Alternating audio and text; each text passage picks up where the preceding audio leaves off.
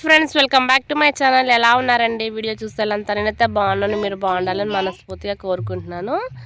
మధ్యాహ్నం 3 నుంచి ఇంకా నేను అమ్మ అయితే చేలోకైతే వచ్చింది. నేను 4:30 ఆ టైం అప్పుడు ఇగోండి పాపను కూడా తీసుకొని వచ్చినాను చేలోకి. కలుపు అయితే తీస్తున్నాను అనమాట.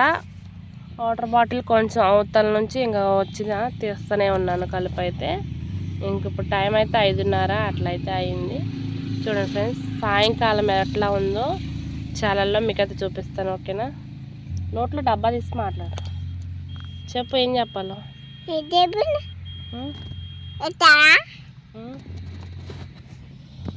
ఇంకోండి ఫ్రెండ్స్, అమ్మ అక్కడైతే చేస్తుంది.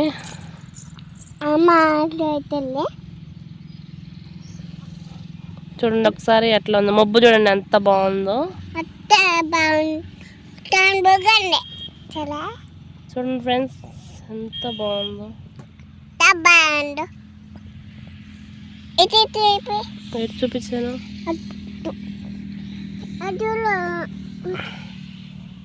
కొంగ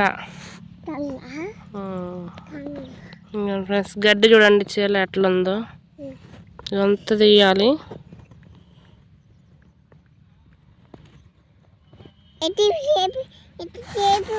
మొత్తం చూపించినమ్మా.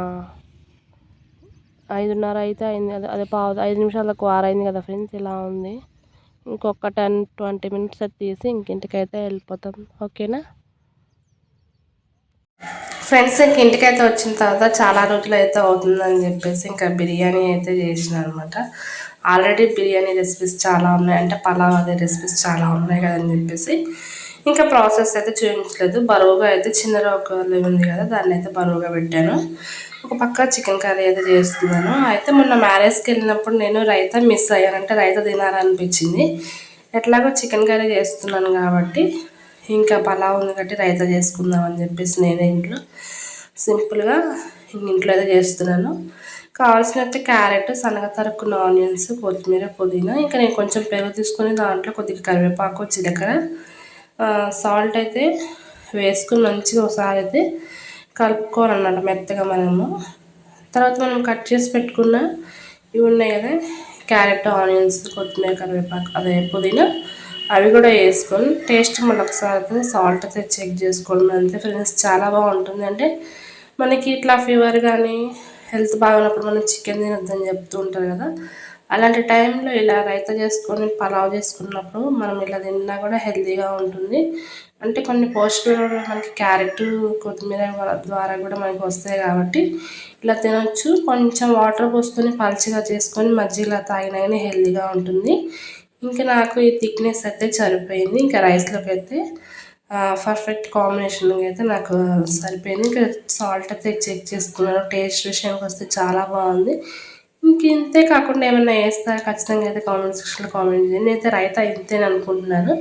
ఇంకా నైట్ అయితే ఇంకా రైస్ అయితే అయిపోయింది కదా, ఇంకా చికెన్ అయితే వేసుకొని అన్నం అయితే తిన్నాను ఫ్రెండ్స్. చాలా టేస్టీ అయితే ఇప్పుడు కంటే కూడా ఈసారి చాలా బాగుంది. ఇంకా నైట్ అయితే డిన్నర్ కంప్లీట్ చేసాము.